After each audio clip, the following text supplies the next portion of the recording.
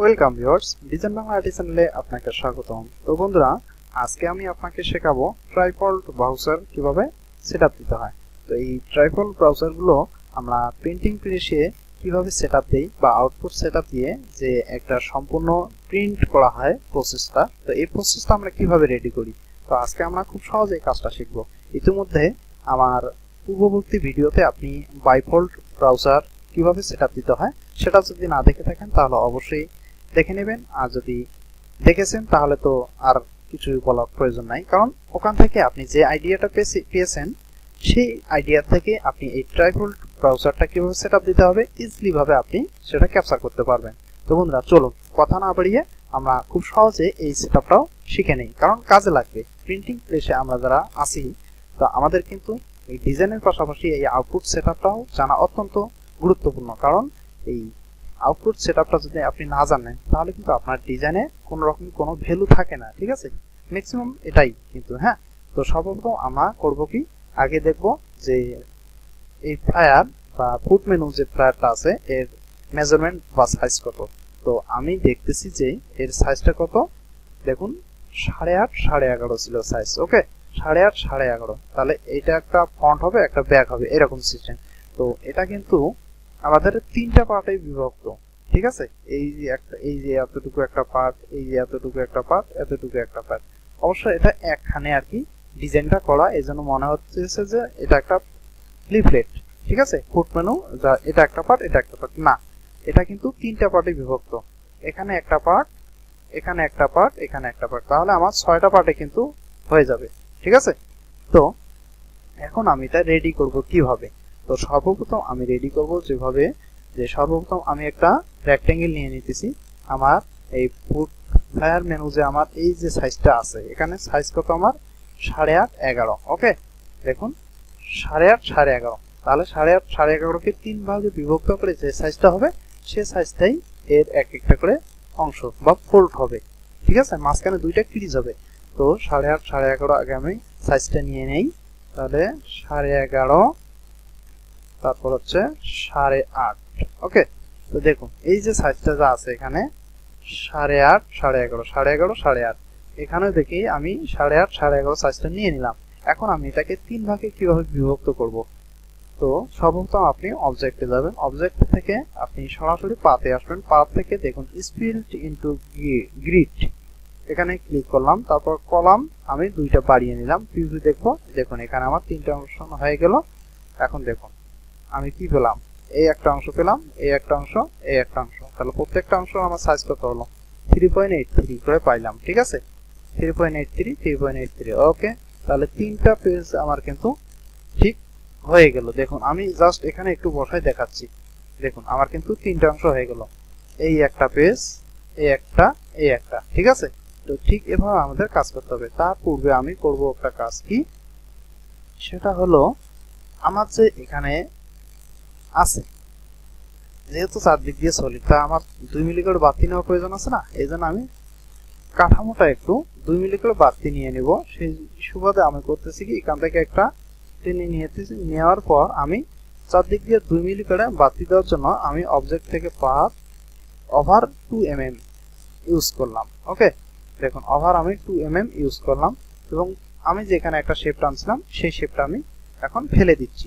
ওকে, এখন দেখুন চারদিক দিয়ে আমি একটা 2 মিলি বাতি নিয়েছি। ওকে, তো এটাকে আমি যেহেতু সেটআপ দেব, তো আমরা ডিমেতে সেটআপ দেব, আমি একটু 90 ডিগ্রি ঘুরাই নিলাম। ঘুরাই নেওয়ার পর এটাকে আমি একটু এদিকে নিয়ে আবারও খুব সুন্দরভাবে সেটআপ করে দিলাম।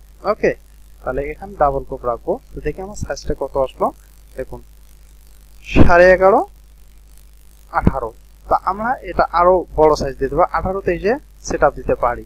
তো আমি সর্বপ্রথম আপনাকে এই যে রুলটা আছে এই রুলটা দেখাই দেব, পরবর্তীতে আমরা সেটআপ দিতে গেলে বড় সেটআপে দিতে পারি, কোনো প্রবলেম নাই। আপনি যে সেটআপে দিতে চান না কেন দিতে পারবেন, তবে আপনার রুলটা ঠিক থাকতে হবে। ওকে, তো দেখুন সর্বপ্রথম আমরা করব কি, এটাকে খুব সুন্দর করে আগে সাজিয়ে নেব মেজারমেন্টটা। তো আপনাকে অবশ্যই লক্ষ্য রাখতে হবে, ঠিক আছে?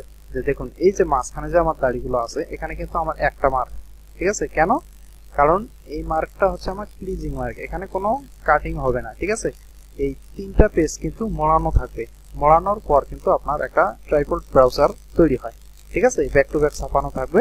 তো আপনারা অবশ্যই অনেক ফুট মেনু বা লিফলেট দেখে থাকবেন 3 ফোল্ডার হয়ে থাকে। প্রথম একটা পেজ, আবার ইনার পেজ, দ্বিতীয় পেজ, তৃতীয় পেজ, চতুর্থ পেজ, পঞ্চম পেজ, ষষ্ঠ পেজ, এরকম দেখা যায়। ঠিক আছে, আপনি অবশ্যই মার্কেটে পাবেন বা অনেক সময় দেখেছেন, কোনো প্রবলেম নাই, আপনি অবশ্যই পেয়ে যাবেন। তো আমি সর্বপ্রথম এখন রেজিস্ট্রেশন মার্কটা নিয়ে আসতেছি। নিয়ে আসার পর আমি আমার রেজিস্ট্রেশন মার্ক থেকে এই কাটিং এবং রেজিনাউটা নিয়ে আসলাম, রেজিস্ট্রেশন মার্ক, দেন এখানে পেস্ট করলাম। ওকে, এখন জাস্ট এখানে আমি কি করব, আমার যে মার্কটা আছে এই মার্কটা আমি আমার চাহিদা মতো এখানে বসিয়ে দেব। এখানে কিন্তু ডাবল কোপ দিতেছি আমি, কেন দিতেছি, কারণ এখান তো আমার কাটিং হবে। ঠিক আছে, কাটিং হবে, এটা একটা হবে, এটা একটা হবে, এই কারণে আমি এখানে একটা ভালো কোয়ালিটির জন্য আমি ডাবল কোপ দিতেছি। এখানে এক কোপও দেওয়া যায় কিন্তু না, যেহেতু চারদিক দিয়ে সলিড, এই কারণে আমি এক কোপ দিব না। এক কোপ বলতে আবার কি বোঝায় আপনারা বলতে পারেন?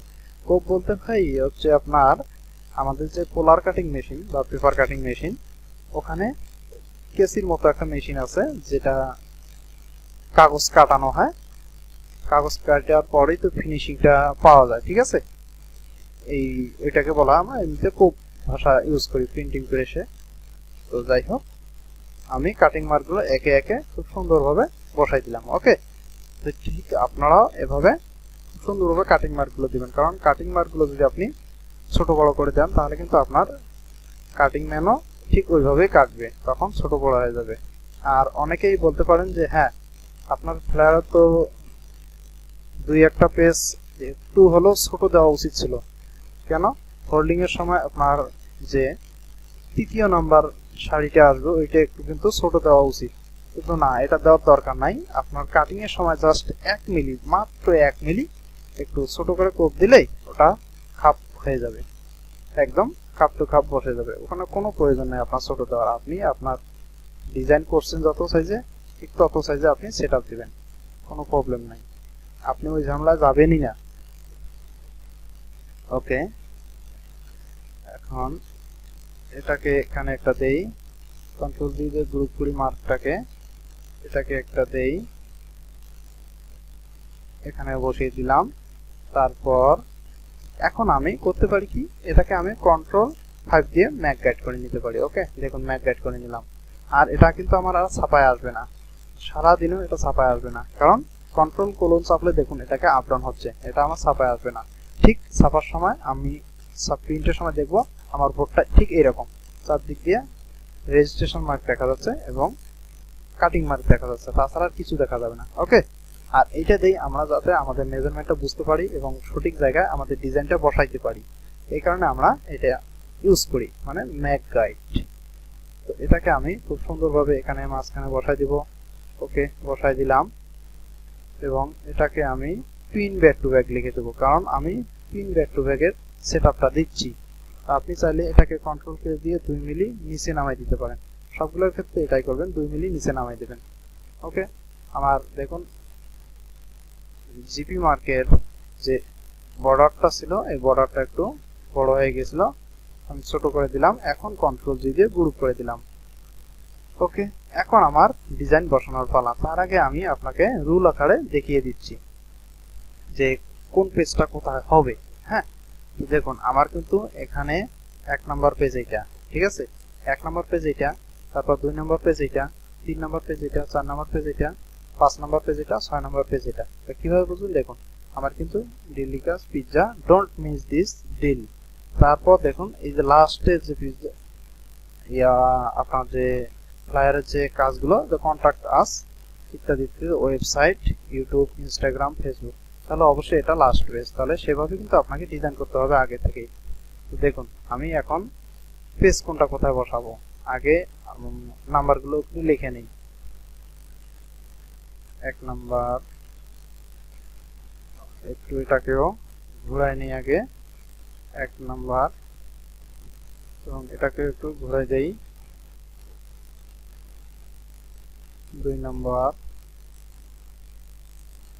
3 নাম্বার, 4 নাম্বার, 5 নাম্বার,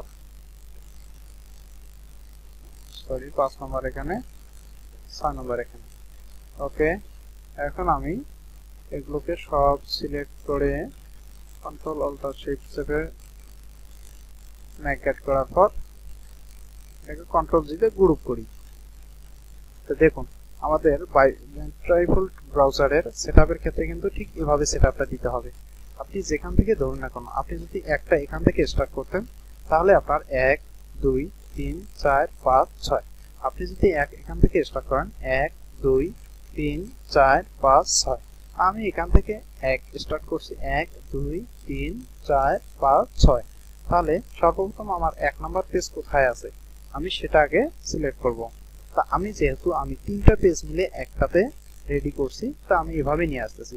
আপনার হয়তোবা আপনি ডিজাইন করতে পারবেন যে কিভাবে, এই যে একটা পার্ট, এই পার্ট অংশ, এবং এই যে এইটা একটা পার্ট, এটা একটা পার্ট, এভাবে। ঠিক আছে, তো আপনি যেভাবে ইচ্ছা সেভাবেই ডিজাইনটা তৈরি করবেন, কোনো প্রবলেম নাই। তা আমি এভাবে তৈরি করছিলাম 1 নাম্বার পার্ট এইটা, এবং এটা হচ্ছে আমার 6 নাম্বার পার্ট, এটা হচ্ছে আমার 5 নাম্বার পার্ট। তো এটাকে জাস্ট আমি একবারে সেটআপ বক্সে বসাই দিলাম। দেখুন আমি এটাকে বসাই দিলাম। এখন এই যে 2 মিলি করে ওভার যা আছে, এই 2 মিলি করে আমি ওভার দেব। ঠিক আছে, কিভাবে আপনি চাইলে একটা কাজ করতে পারেন, টোটালটাকে ধরে আপনি জাস্ট এভাবে দিতে পারেন। তো আমি সাজেস্ট করব এভাবে আপনি দিবেন না, আপনার জাস্ট যে এই যে ডিজাইনটা আছে এই ডিজাইনটা করে আপনি 2 মিলি করে দিয়ে দিবেন। ওকে, এখন আমি আসি হলো কি এই যে ডিজাইনটা যা আছে আমার এখানে, এটাকে কন্ট্রোল জি দিয়ে গ্রুপ করে নিয়ে আগে 2 নাম্বার পেজ আমার কেনা, 2 নাম্বার পেজ হচ্ছে আমার এই যে এটা, এই সিরিয়াল অনুযায়ী আমার 1 নাম্বার এইটা পেজ ছিল, তারপর এটা ছিল 5 নাম্বার, এটা 6 নাম্বার, এবং আমার এই যে 2 নাম্বার পেজ এখান থেকে শুরু স্পেশাল মেনু। হ্যাঁ, এই যে এটা হচ্ছে আমার 2 number page, 3 number page, 4 number page. Okay, তাহলে আমি এখন আরেকটা কথা বলবো যে আপনারা যে সেটআপগুলো দেন সবসময় আপনি কি ফলো করবেন, যে আপনার আউটপুট সেটআপের ক্ষেত্রে যে কোনো সেটআপই দেন না কেন, ব্যাক টু ব্যাক হোক বা অন্যান্য যে কোনো ওয়ান সাইড প্রিন্টে হোক, তো আপনি সবসময় মাথা টু মাথা এবং bottom to bottom, head to head, bottom to bottom সবসময় একদিকে রাখার চেষ্টা করবেন। যে হেড যদি আপনি ভিতরের দিকে দেন এবং ব্যাকেরও হেড আপনার ভিতরের দিকে দিতে হবে, এবং বটম যদি বাইরের দিকে দেন, বটম ফ্রন্টেরও বটম বাইরে, আপনার ব্যাকেরও বটম বাইরে। দেখুন আমি যেহেতু এই ফ্রন্ট সাইড এটার হেডটা ভিতরের দিকে দিছি, তাহলে আমার ব্যাক সাইডেরও হেডটা আমার ভিতরের দিকে দিতে হবে। ওকে, আমি এটাকে ভিতরের দিকে দিলাম। তো এটাকে আমি খুব সুন্দরভাবে এখানে বসাই দিচ্ছি, এটাকে একদম বাড়তি মার্ক এরিয়া সহ নিলাম। আমি কিন্তু ভিডিওটা বড় করতে চাচ্ছি না, এই কারণে এটা দেখাইলাম না, জাস্ট টোটালটাই টেনে আমি দেখাই দিচ্ছি। ওকে, এখন আপনি একটু দেখুন যে আমার 1 নাম্বার পেজ এটা, 2 নাম্বার পেজ এটা, 3 নাম্বার এটা, 4 নাম্বার এটা, 5 নাম্বার এটা, 6 নাম্বার এটা। ওকে, তাহলে দেখুন আমার প্রত্যেকটার এখানে মাঝখানে কিন্তু একটা করে ক্রিজ, এখানে একটা করে ক্রিজ। ঠিক আছে, একটা ক্রিজ, আর বাদ বাকি গুলো চারদিকটা আমার ফিনিশিং এর জন্য ওভার মিলি 2 মিলি করে ওভার নিয়েছি। ঠিক আছে, তাহলে আমার কিন্তু এদিকে সোজা একটা কোব হবে, এদিকে একটা সোজা কোব হবে, এখানে কিন্তু ডাবল কাটিং হবে কোব। হ্যাঁ, কোব হওয়ার পর ফিনিশিং হওয়ার পর এখানে কিন্তু ক্রিজ হবে, কাটিং হবে না, কিন্তু ক্রিজ মানে হাফ চাপ দেওয়ার পর এটাকে ভাঁজ দিতে পারি যাতে ক্রিজ হবে। তাহলে এখানে একটা ক্রিজ, এখানে, তাহলে 3 ফোল্ডের 1 2 3 4 5 6, মানে ব্যাক টু ব্যাক ছাপা থাকবে, ঠিক এভাবে হবে। তো বন্ধুরা আপনারা অবশ্যই কতটুকু এই ভিডিও থেকে জ্ঞান অর্জন করতে পারলেন বা প্রিন্টিং প্রেসের আউটপুট সেটআপ সম্পর্কে কতটুকু জানতে পারলেন, অবশ্যই আপনারা কমেন্ট বক্সে জানিয়ে দিবেন, আর না জানলে অবশ্যই আমাকে জানাবেন, পরবর্তীতে আমি আরো সুন্দরভাবে আপনাদেরকে এক্সপ্লেন করার চেষ্টা করব। তো ধন্যবাদ, ভালো থাকুন, সুস্থ থাকুন, গুড বাই।